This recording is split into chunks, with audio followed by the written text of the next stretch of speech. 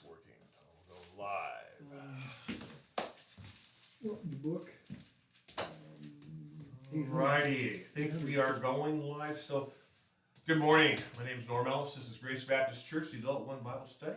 Glad to have you folks here and online, and hope you have had a good week. I have had a busy week.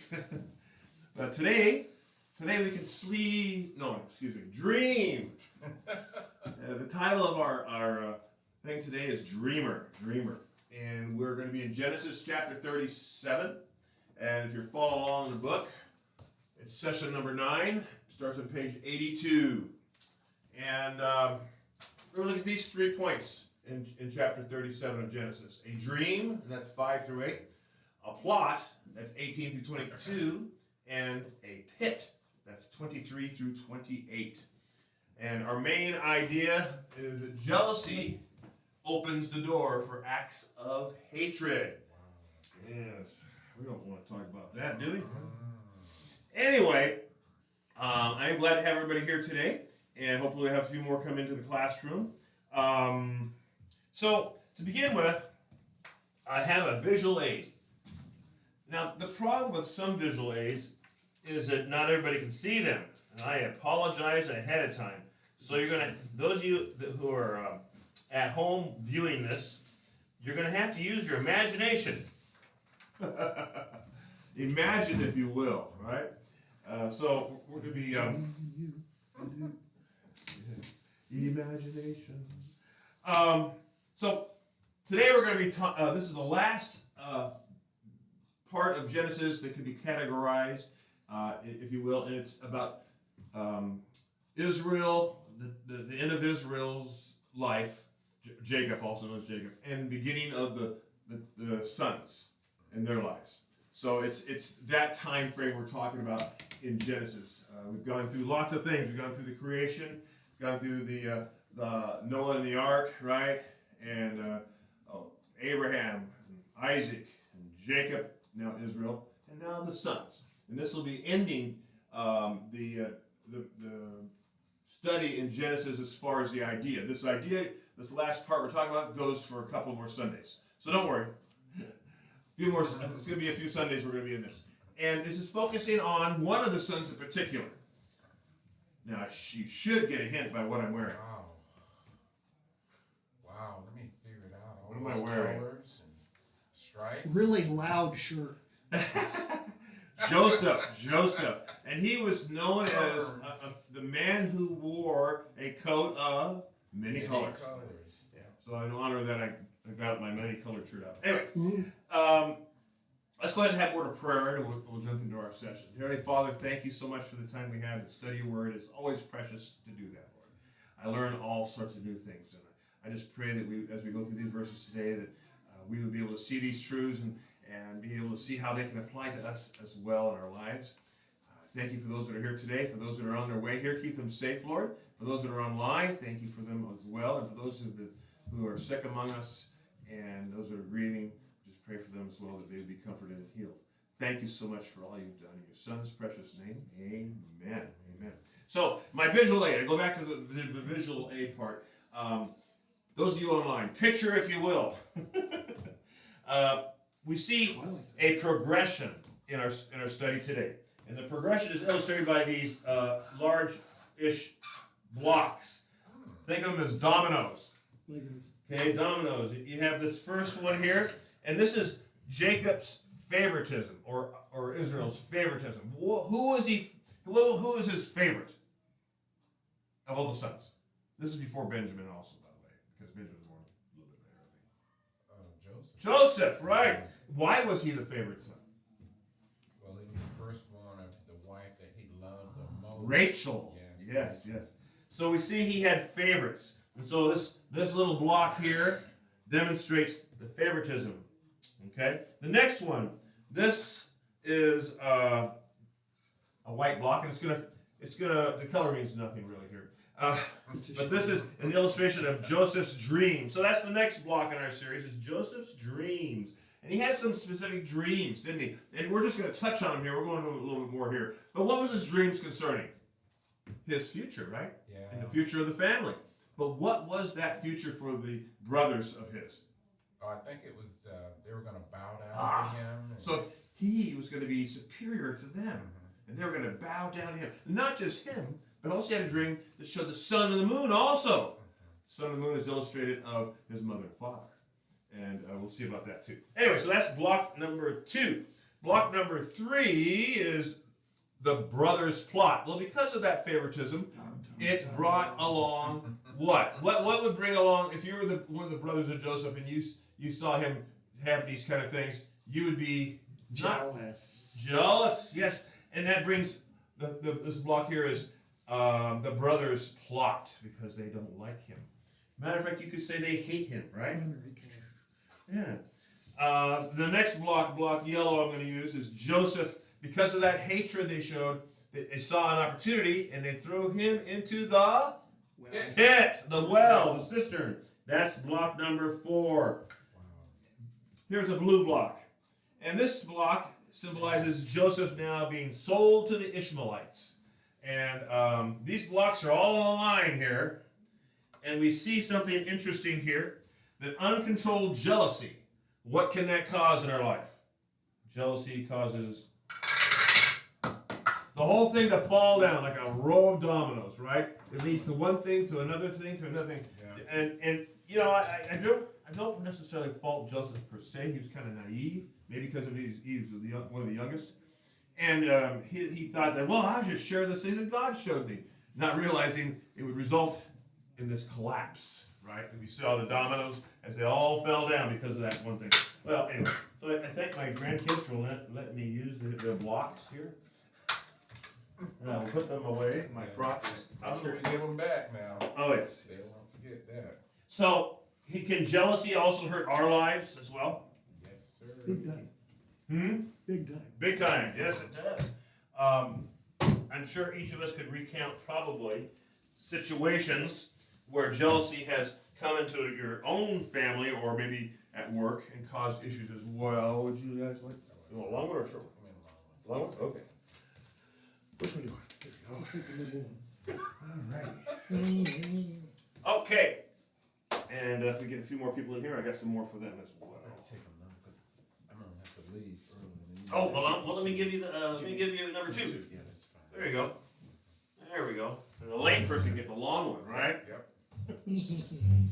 Take that, yeah. Yeah, it's Okay. punishment for coming in late.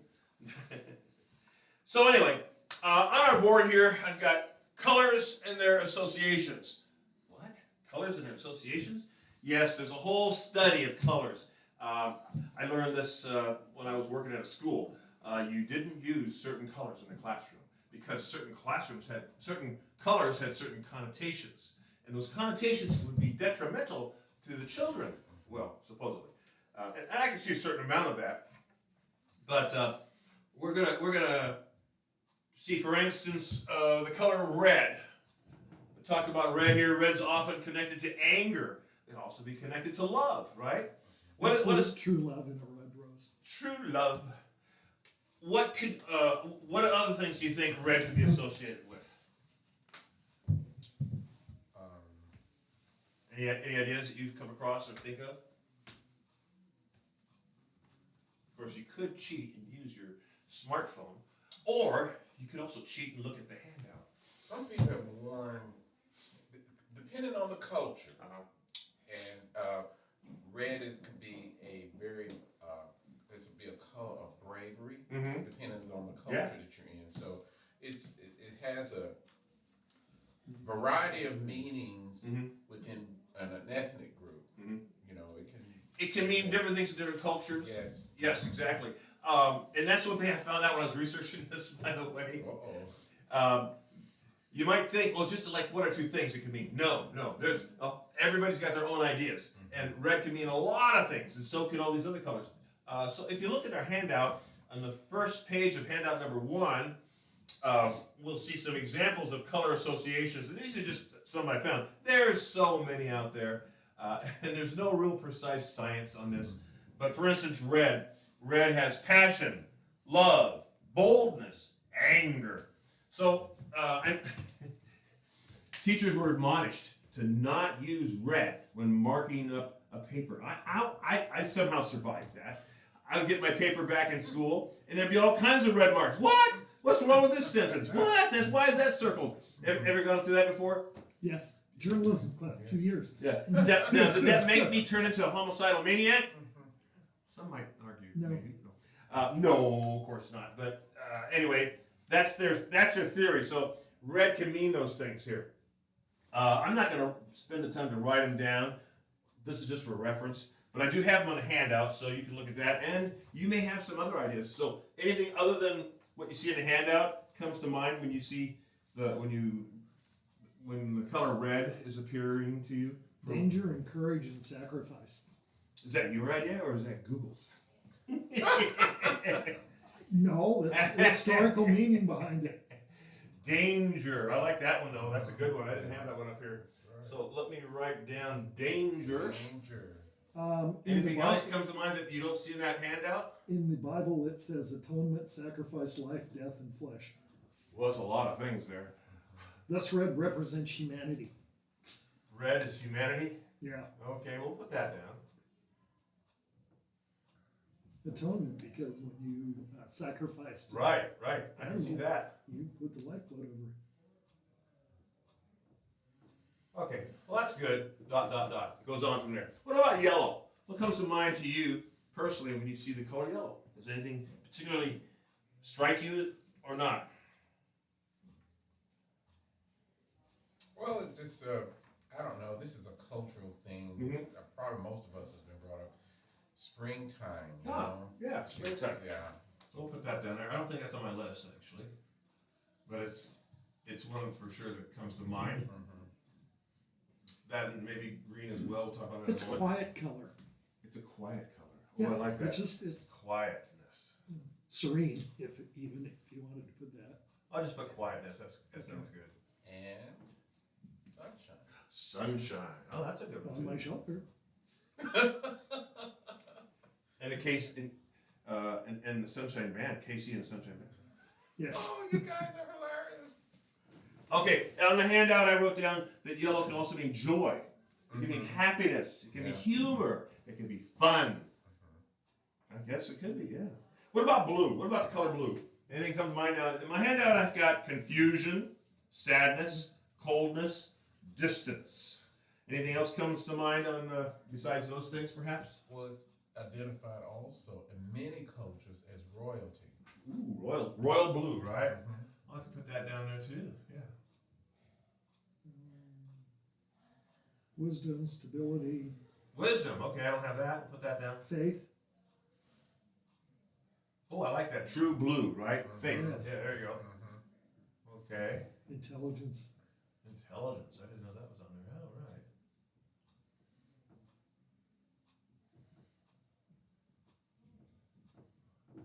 Dot. Let's go to- Biblical meaning of the color blue. What's that? Biblical meaning of the color blue. Okay. Representing the divine presence of the Shekinah glory. Ooh, interesting. Lightning can be a bluish color too. Yeah. What about, let's look at purple. Now, somebody already said royalty here, Yeah. but under purple, I don't have that on my handout, so I'm going to In put that China, there. it's- But I have loss, pain, disgust, and intuition. So we'll add royalty to that as well. And then you had one, just a minute here, I'll get you. What was one you Yeah, had I was there? going to say in China, royalty wore purple and only wore That's right. purple. In many like England, I think the only or maybe it was in the early kings and stuff like that. Anyway, only royal people could wear purple. Yes. If you wore purple, you were basically out of uniform as a peasant or whatever you were, and you could be in trouble. So you don't wear that. So anything else under purple besides royalty? Symbolizing Jesus' kingship. His kingship. Okay, well, that's kind of under royalty too, but we'll use the same thing. Yeah. Christ's kingship.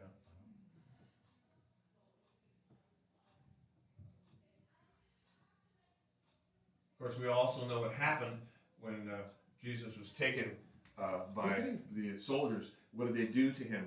They put a purple robe on him and a crown of thorns, and a scepter was a stick or something, and they mocked him. And then they covered his eyes and they beat him and said, prophesy. Who Doesn't did this? the Catholics use purple during Lent, Do they? if I remember correctly, my So, pathetic little brain cells. There's a lot of symbolism in the Yeah, Catholic Church yeah. with that too, and you're right. What about orange? Orange. Under orange, I have in my handout worry, fear, afraid, extrovert, which I think that, yeah, I guess that hits that area. Anything else come to mind besides those? as far as the world is concerned, The orange? Orange is the international color. The international color of what? No, it is the international Oh. color. Well, I know that the International Tractor Company uses orange in all their tractors. I think it's international. Yeah. So we can put that down there. Sure, John international. Deere uses green and yellow. This is interesting. I got two competing things here. I know. I noticed that too. One says the color orange has absolutely no biblical meaning, and another one says in the Bible to represent fire, purification, divine presence, and the Holy Spirit. Okay. Okay. Woo. We can put one of those down. Which one did you put down? Purification. Purification. Okay. We can do that. I'm not really sure where they get that from. I don't either, but Okay. What about the next color? The next color is black. What does black symbolize? I've got it's a death, It's a shade. power, sin, formal. In other words, if you're going to a formal dance, I guess you wear a black tux, right? I don't know where they get that from, but that's so. Those are some of the basic ones under black that I found. Anybody have what comes to mind when you think of that part of it? Of course, black is actually all colors together. That's what I was told. I found that to be true. It really is true. Color spectrum. In an additive process, yes. Mhm. In a subtractive process, it's white. I understand that. We're talking about photography here, and I get that. And we didn't We're take talking- physics either. Yeah. But anyway, anything else you want to add to that? How about, well, I have sin down already. Well, I think this falls on the form of elegance.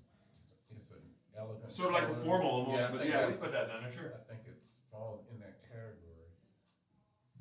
Okay, elegance. Anything else come to mind? Black. Mystery.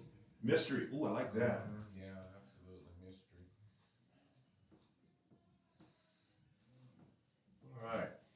Let's go ahead and we want to tear that down to death. The last one we have is green. Green. What comes to mind when you see that? Growth. You got Growth. trees Okay. and plants and. How about new growth? Is that good? Yeah. Well. Sort of combines two of these together, Yeah. right? The reason also I say that is every springtime, it always amazes me that there's one time, Frank, for like about a week, when my fir trees have new growth, and it's like this much of it on every branch. It's just the brightest green. It's very, very appealing. It's like neat to see that, you know. So I like that new growth idea. We have freshness on our list, newness, jealousy, Really? I mean, I envy. think it's- And we can also say spring here, spring.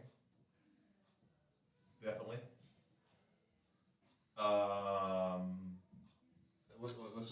Now with all the new stuff today with being green, so it symbolizes something to be in harmony, kind of. Yeah, Right.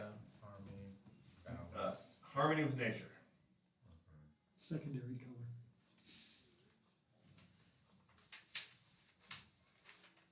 But I want to really hone in on the ones here of jealousy and its cousin, envy. Wow. Those are kind of our key ones we want to look at here to kind of get us thinking about this, because they're the points that we're going to be looking at in our lesson here with our illustration of the dominoes falling, you know, and it kind of ties into that as well. So one of our verses is Proverbs 14:30. Anyway, but they talk about this before I get to that. Let's talk about the association with our lesson here and the intro paragraph. If you look at our handouts, the intro paragraph is also on the first page of handout number 1. Who'd like to read that for me? Anybody? Want to read that for me? Okay, the intro page. Intro paragraph. Okay. It's people want to be treated at least fairly. In truth, we would prefer to be treated better than we deserve. At the same time, we are often troubled when we see people being treated better than us and better than we think they deserve. This is knocking at the door of our hearts. Jealousy is dangerous because it corrupts one's heart and usually leads to more tragic sin. The story of Joseph and his brothers attest to this truth. Mm-hmm. So the question is asked, why is jealousy so dangerous and corrupting? Now, I like to associate things with what I've experienced in life. And of course, you know I was in the Air Force, as Dave would say, what? Really? And one of the things we have fought against constantly in aircraft maintenance, it was rust. Or corrosion, more correctly. Yeah. Corrosion can get into vital parts. Now I just saw a yellow thing come up. Excuse me just a moment. Why did it say end stream? Nuts. Just by itself, it just ended stream. Well, I guess I'll just continue, and we'll go from there, because I think it's still recording. So I apologize for you watching this later and wondering, what happened to this? What happened to this? Well, the streaming dropped off, but I think the recording is continuing, so I'll post the whole thing in its entirety later. You'll see this message then, and you'll say, oh, well, thank you. I don't know why I did that. It just dropped off on me, but we'll continue. Where was I? We just read about jealousy. Oh, yeah. And that Air Force. That's right. We talk about corruption. Corrosion does that. It gets into vital parts of the airframe, and if you're not careful, it can cause critical failures at critical times. There was a firefighting C-130, I think it was a C-130, and it was making a drop of fire retardant. It came down low, and it started to pull up, and as it pulled it up, one wing went bloop, and the whole aircraft went. It was that fast, and they found out what it was: corrosion on some key bolts in the wing root area, and they had not been checking for that.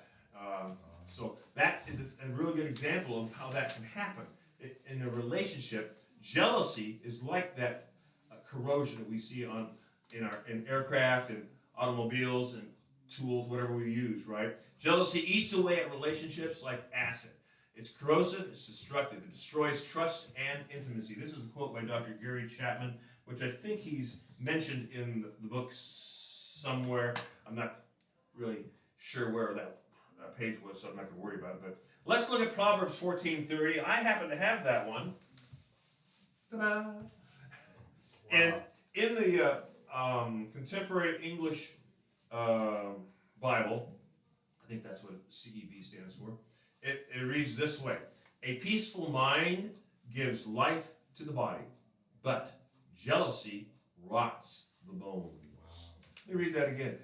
A peaceful or tranquil mind gives life to your body, but jealousy, it gets in there and it rots you to the bone. I add a little extra emphasis there. But that's the same idea of what we've been talking about, right? In our handouts, we also have a couple other things. Handout number 2 is a copy of a poster, which I don't think I put. Oh yeah, there it is. The Patriarchs, right there.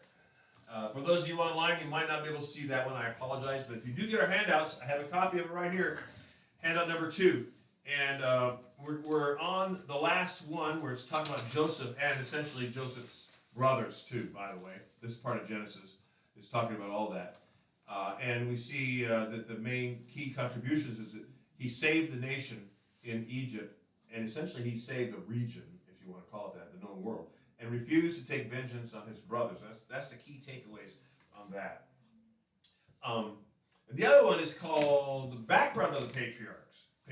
And here it just gives you some of the additional information. For instance, under names, it tells you what Abram means, what what Isaac means, what Jacob means, and what Israel means.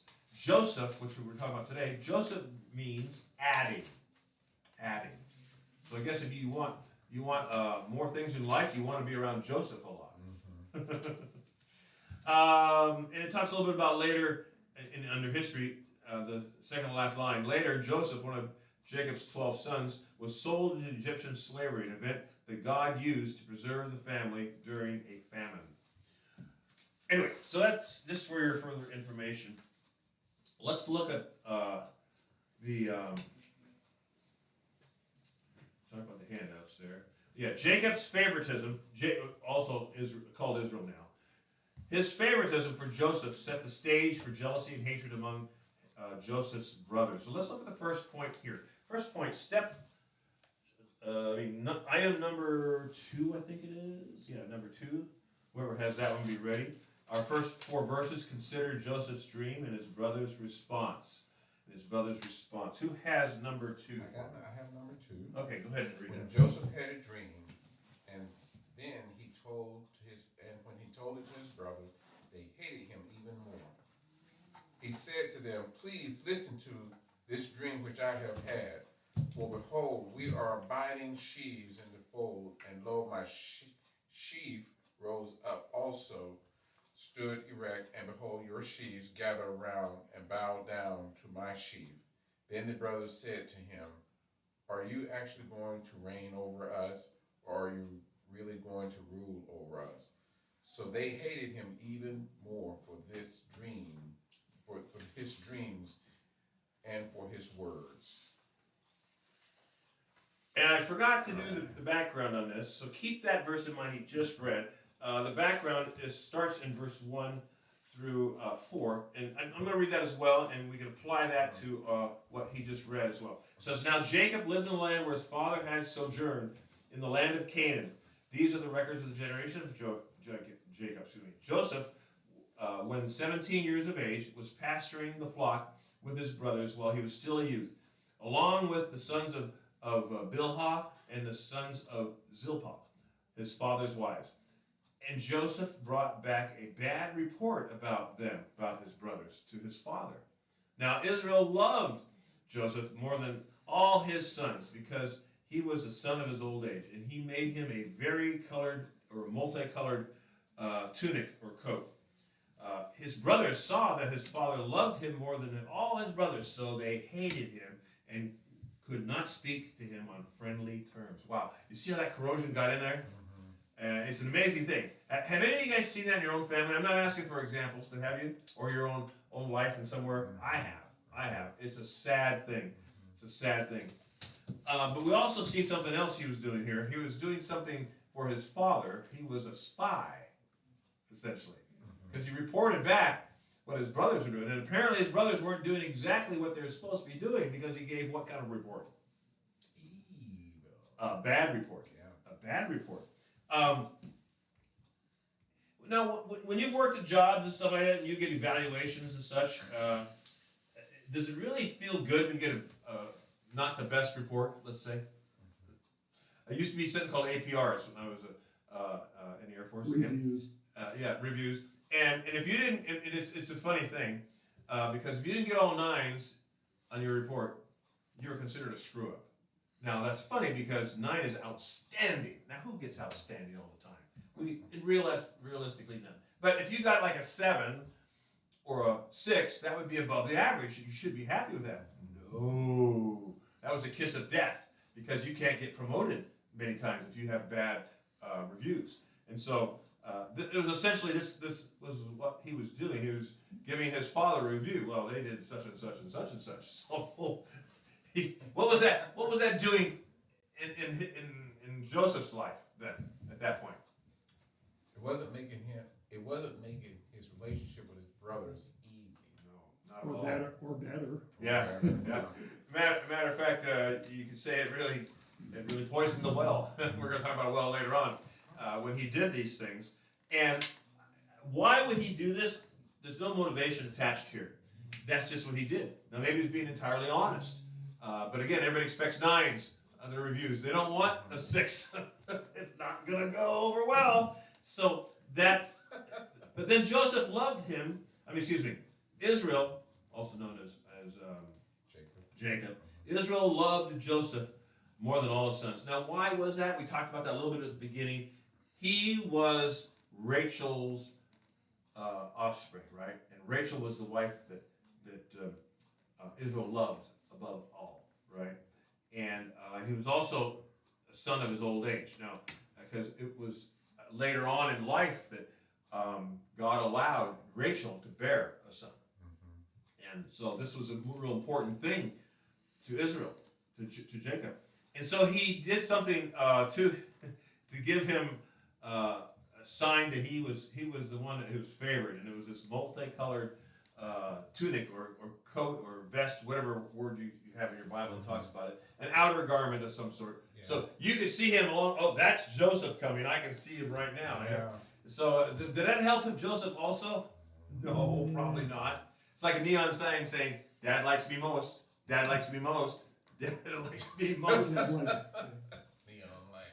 So now all this has happened, and then Joseph has that dream that David just read for us, right?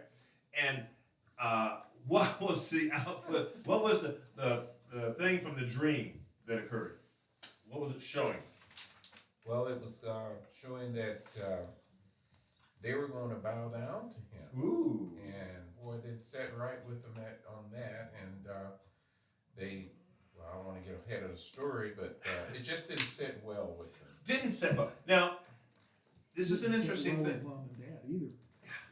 Interesting thing here. Later on, we're going to talk about this probably next week, when Joseph is in Egypt and he becomes the second before he becomes second in command there, actually, he was in jail and he was taken out of jail to interpret something for Pharaoh, right? And so he didn't have a dream, but he was given the interpretation of Pharaoh's dream, which is a little different than this. This he's actually given the dream. He doesn't say, I'm going to be boss of you guys, so stand up and get ready because you're going to jump when I say jump. He didn't do that. Yeah. But he did tell them this, which, I mean, each one of us, we don't have the gift of interpretation of dream, but we know what this is saying, right? This is saying, this is symbology, that you are going to be subservient to me, right? And that did not go over well. Let me see, there's something here I was going to read from here. Okay, binding the sheaves together. Now, sheaves are stalks of grain. And it was very important when you're doing it, you chop by hand, and you get them together and you bind them or tie them together. I don't know how they did that, but they did that. So you had these clumps throughout the field of these things. And the next step would be to take those, collect them all together, bring them in after they've dried, bring them in, and then you'd start beating them to knock the chaff out, and have the grain fall separately on a usually they do it on a windy day, so the chaff would go blue, and the grain would go straight down because it's heavier onto the blanket. So that was a process. So, they're out there gathering sheaves in his dream. And he's got his own sheaf, and the others each have their own sheaf. So it's awfully easy to interpret this. That's each of the people. And his sheaf is him. And they're all bowing down. Wow. To bow down is to prostrate yourself, to humble yourself into the highest degree you can, to give homage to and say, you are superior. Yeah. And that's what you did when you came into the king's, when you were beckoned to come into the king's presence. You would fall down on your face. When, forgot the guy's name now. Oh man, it bugs me. He had the dream of being in God's presence. It was in Isaiah. It was, anyway, I think maybe it was Isaiah. Anyway, he's in the throne room of God. He fell on his face. Remember that? He fell on his face. Isaiah. And it says, I'm not worthy to even be here. Yeah. Woe is me. I'm a man of unclean lips, and all that. And so that was the kind of view that he was relating to his brothers. You're going to have that kind of homage to me. Didn't Moses bow down when... on holy ground, yes. Yeah, on the holy ground, up on the hill. Also, when God and the two angels came in and told him that Sarah was going to give him... That could be too, as well. Yeah, because he bowed down. That wouldn't be Moses, that'd be Abraham. Abraham. Yeah, I think you're right. Anyway, so these sheaves, Joseph's sheaf rose up and stood upright, and the other ones lay down. Interesting symbolism here, right? So grain is really significant here. Grain plays a really important part in this whole scheme of things with Joseph.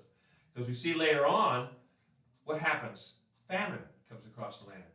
Grain is in very short supply, except in Egypt, where, again, Joseph had this interpretation of Pharaoh's dream of what was going to happen. The 7 very plentiful years of harvest and the 7 years of famine. And so he was put in charge, Joseph was put in charge of building all these granaries, filling them up, and then when the famine started, they started feeding the people, and people came from all over the place, including Canaan. And his brothers came to him to get grain. Isn't that interesting? Wow. See how God used that. And I don't think he realized all this, obviously, until later on. What else was there about that? And they bowed down to Joseph, unaware of who he was. So, do you think his brothers understood this message? I think they did. I think so too. Joseph was declaring that his brothers would become his subordinates. And so their response to him was, oh, wow, we can't hardly wait. No, that's good news. You've got God's ear apparently on it. No, that wasn't it either. What was his response in verse 8? Well, The brother's response to Joseph. let's see. He said that they hated him. Yeah. Basically, they hated him because Well- he said that you're gonna have rule over us. You know. And in New American Standard says, are you actually going to rule over us? And I put my emphasis into this. Sarcasm. You know, you're young, we're older, we're superior, and you're going to rule over us? It was that kind of a thing. Yeah. They were incredulous and at the same time sarcastic, because that was never going to happen in their world, right? And it says, like you said, they hated him even more. They saw Israel's favoritism towards Joseph. They hated him for that. He got a very expensive, nice coat, which kind of symbolized royalty in a way, a multicolored robe or tunic or whatever word it is. And they didn't like to see that either. No, they didn't. He informed on them. They didn't like that either. But we see that this is all part of what? God's plan. God's plan. I like that. God's plan. We don't understand at the times. We don't understand why these things sometimes happen in our lives. Yeah. But God knows why. And he's on track for that. Okay, let's see here. Okay, so we have also some really cool art here. Really good art. What do you think about this art? Ta-da! What is that? Those are stick figures. Okay, I'm not an artist. Really basic. I don't know. They're perfectly good straight lines and curves. So the first one we're going to put up here. Oh, you know, I'm going to use a different color. There we go. I use a color we can see better, maybe. All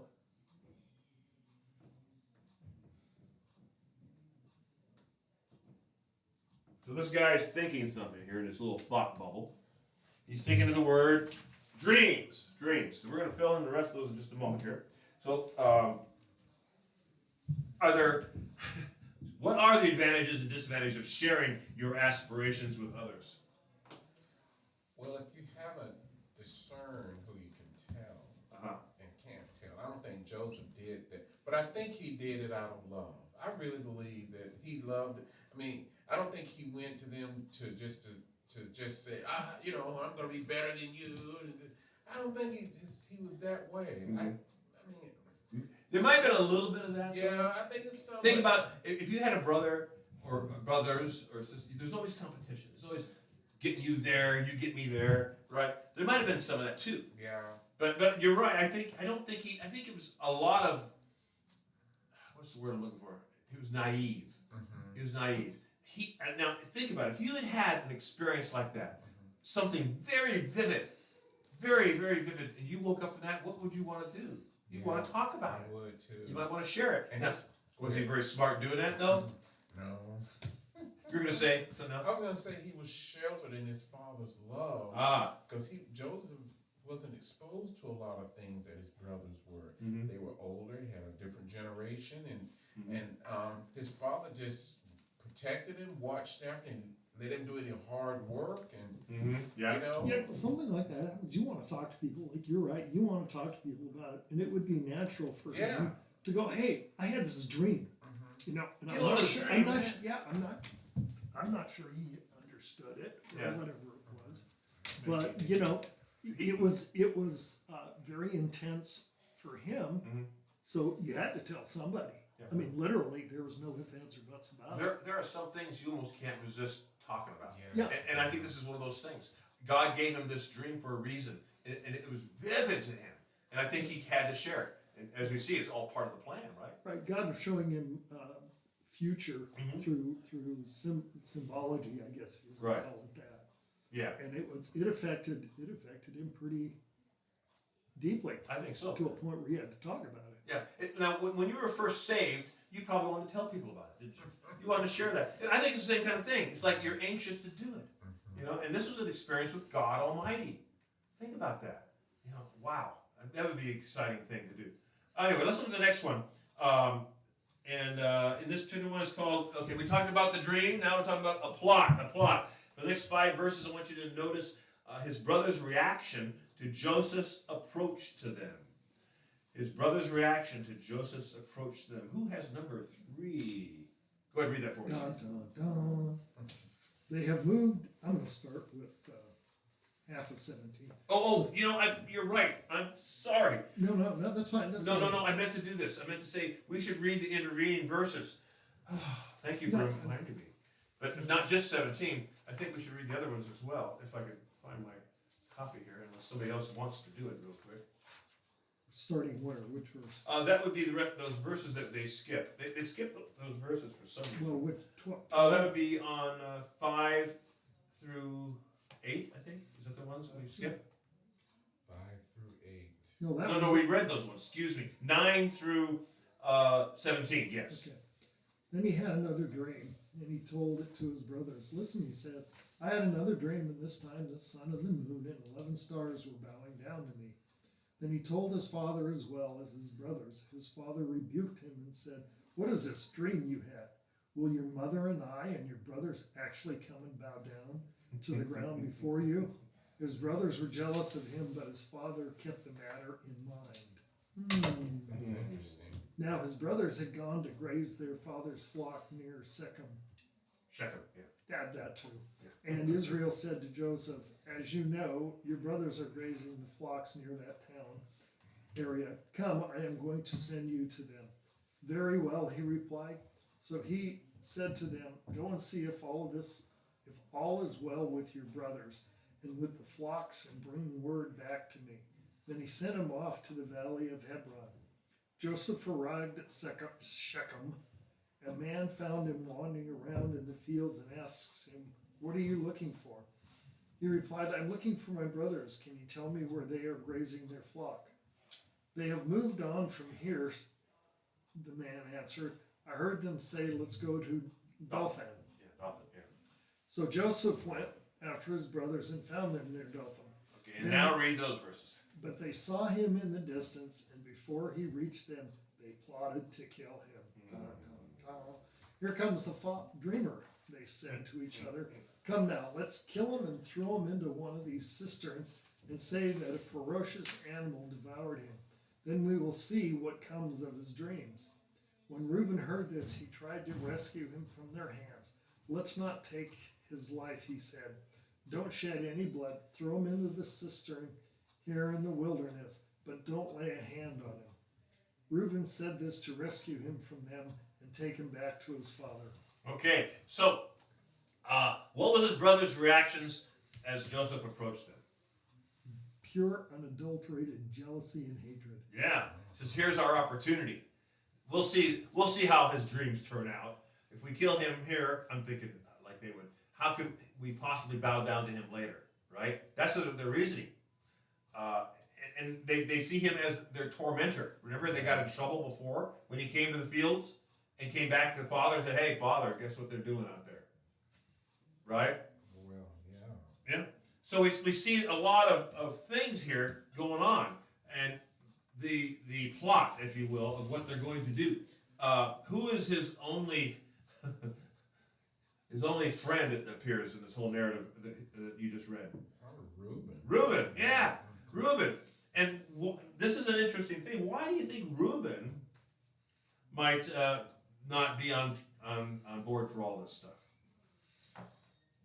You know, there's like that unwritten rule that, him and Joseph got along better than the others, It sort of has that implication. It has that implication there. We don't know. There's a lot of things we can surmise because some things are not said here. But we do know some history on Reuben. And if you look on the in the book on page 86, verses 21 through 22, I'm going to read that here. It says, when one of the oldest of the brothers, Reuben, heard the plan, he tried to rescue Joseph's life by convincing them that they should not take his life and be guilty of his murder. Reuben suggested they just throw Joseph into a cistern or a well. His plan, Reuben's plan, I didn't share this with them, was to return later to rescue Joseph and return the young man to his father. Reuben's relationship with his father had already been strained when he had slept with his concubine. I think it's Bilhah. And we see that in chapter 35, verse 22. And there was some bad fallout for Reuben over that. Perhaps this would help him then to get back into his father's good graces. Perhaps he thought that. We don't know. Okay? But that's a possibility, they're saying. At first glance, what Reuben did might even sound noble. However, if he had wanted to do the right thing, he would have stood up against his brothers and spoke up for Joseph at that point, right? But he didn't do that. Years later, Joseph learned of Reuben's intervention to save his life. Now remember when they came before Joseph, they didn't know it was Joseph in Egypt to get grain. And Joseph recognized them and said, come in and see me. And they did not recognize him, right? And they did not know that Joseph knew what they were saying. And Reuben had said something to the effect of, this is happening to us because of what we did. Wow. We did that to Joseph, and now this is coming back on us. God is punishing us. We should have did like I said and not hurt the boy. Essentially, that's what Reuben had said. And when Joseph heard him say those, because he could understand what they were saying. Nobody else could. He could understand it. He had to leave the room, and he wept because he realized that he did have a brother who stood up for him and wanted to save him. So that's kind of an interesting sidelight here. It says it moved him to tears. But anyway, so was that Reuben's motivation? We don't know. But he did not want to do what the other ones did. He did not want to kill Joseph. And he intended to come back and rescue him later. Now, it doesn't say this in the text, but at this point, Reuben goes somewhere. And we don't know exactly where. Because he comes back, and when he comes back, he sees something's happened to Joseph, right? So let's look at that in the next verses here. As soon as I don't, I almost forgot something here. Oh, there's second stick figure, that's right. Got to remember him. So the first was dreams, now the next one's plot. They're plotting against their brother Joseph. And it's not a good plot. It's a bad plot. It's not, they're planning a surprise birthday. That'd be a nice plot, right? No, they want to kill him. So, Christians must guard against following peers that are bent on hurting others. If we come across that situation too, right? Are there people that we know that are weak around us? Maybe a marginalized group or persons? There are, aren't they? Should we take advantage of them? No, we shouldn't. And essentially, that's what these brothers were doing. They're taking advantage of the fact that they had superiority over Joseph, and they're going to take him out. We need to guard against that as well. One challenge from today's study, is for us to consider our own attitudes about these groups and to think of some ways that we can stand up for those who need our help and implement those things. Let's look at our last point. Last point. Our final 6 verses, I want you to listen for the result of the brothers' plot. All right, that's me. I get to read this one.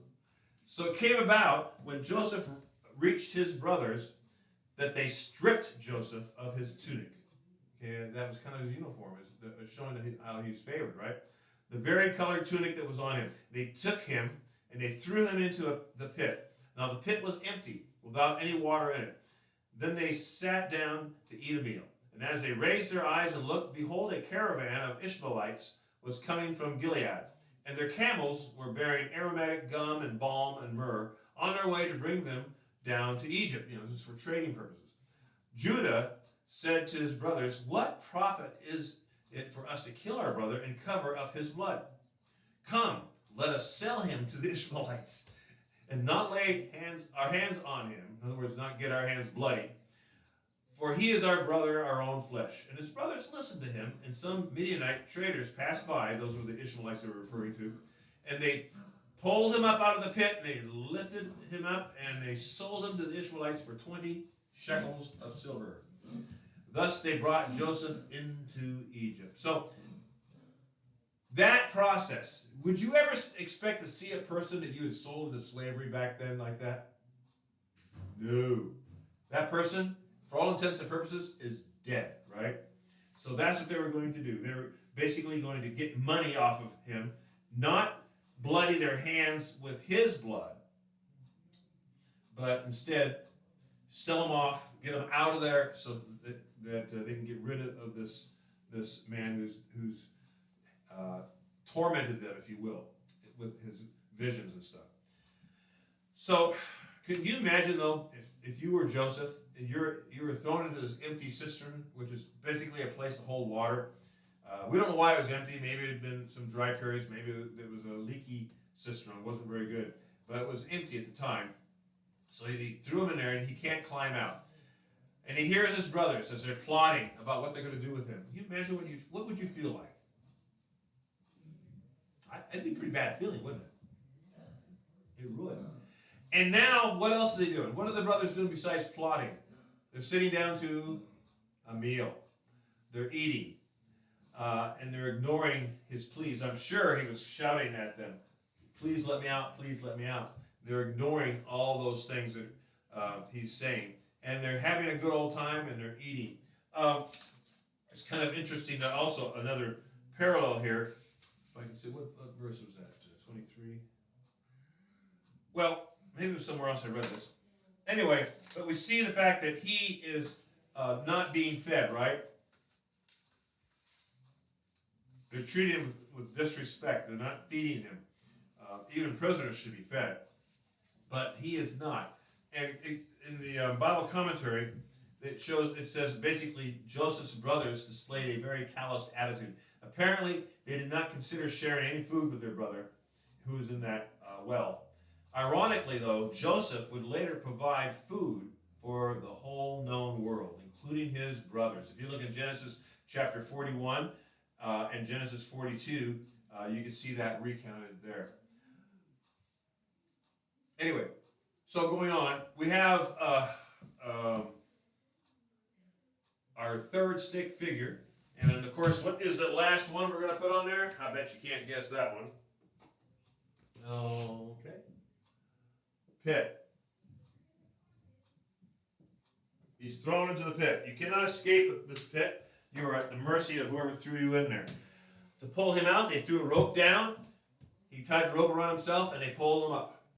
And then they bound him probably and took him to the Ishmaelites, and they sold them to the Midianite traders. They were also referred to as the Ishmaelites here.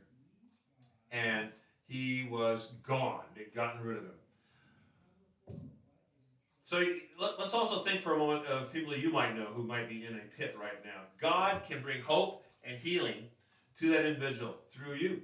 And you can be that instrument by praying for them and acting to share with them what God can do, how God can help them. Also, we can ask God about any pits that we might be living in right now. Many of you are in situations like that, and maybe the bitterness that has come because of that pit that you are in. We need to seek his healing. We need to seek his forgiveness. And those things can eat at you. I know personally, I've been in situations where I have been in a way with my family that I was thrown into a pit basically by them. And eventually, God brought me out of that. And I'm so happy for that. And he brought healing too. So Genesis chapter 37 ends with the brothers dipping Joseph's coat in blood and lying to their father while Joseph is being sold into slavery in Egypt. They might have thought they got rid of Joseph, but God, I love those two words, but God. So many times we see that. But God had other plans. He was at work despite their evil schemes and Joseph's desperate situation. So, 3 main points here from our study today. First one is that Christians should be wise in what they share and with whom. And that's just common sense, right? You be careful about that sometimes. Second one, Christians must guard against following peers that are bent on hurting others.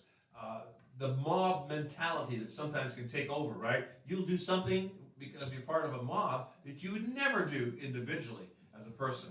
And we need to guard against being part of that. And the third one is that Christians must be aware of callousness in their own lives. The callousness of his brothers sitting there, talking about how they're going to take care of Joseph by killing or selling him or whatever they're going to do, and eating their meal while he's right over there in the pit next to them, hearing all this and hungry. And they don't care. They just want to care about themselves and get rid of this tormentor that they think they have. So anyway, these 3 principles can be a real help in our lives, and we should work to apply each one of them. Consider this question: how can we guard against becoming jealous of others? How can we do that? Is there things that we can do in our own lives to guard against being jealous? What do you think about that question? How about? Be content with what you have. There you go. Yeah. Think about the fact that God's blessed you. Each one of us, God is blessed, right? And there's so many things he's done for us. If we concentrate on those things instead of these small petty things in our life, those things won't take preeminence. It won't be prioritized in our lives, and we won't act upon them.